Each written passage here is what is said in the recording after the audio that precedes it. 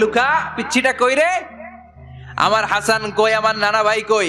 আর বিশ্বনবীর আওয়াজ শুনলে হাসান এসে বিশ্বনবীর কাঁধে। আল্লাহু আকবার, আল্লাহু আকবার। বিশ্বনবী বলতেন, ফাতেমা আমার কলিজার টুকরা, যে ফাতেমারে কষ্ট দেয় সে আমারে কষ্ট দেয়, ফাতেমারে আনন্দ দেয় মানে আমি বিশ্বনবীরে আনন্দ দেয়।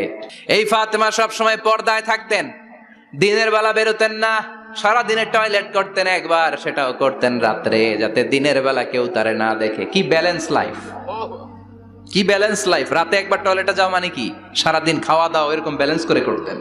কেউ দেখতে পারে নাই ওনারে কেমন ছিল, কেউই জানতো না। এমন ভাবে চলাফেরা করতো, কোনো পুরুষদের সামনে দিয়ে কখনো যেতেন না। এজন্য ইন্তেকালের আগে আলীকে বললেন, আলী, বিশ্বনবীর ওসিয়ত অনুযায়ী কিছুদিন পরে আমি আমার বাবার সাথে সাক্ষাৎ করব। ইন্তেকালের সময় বেশি লোক আমার জানাজাতে আসার দরকার নাই, নিজেরা দোয়া করে দিলে চলবে।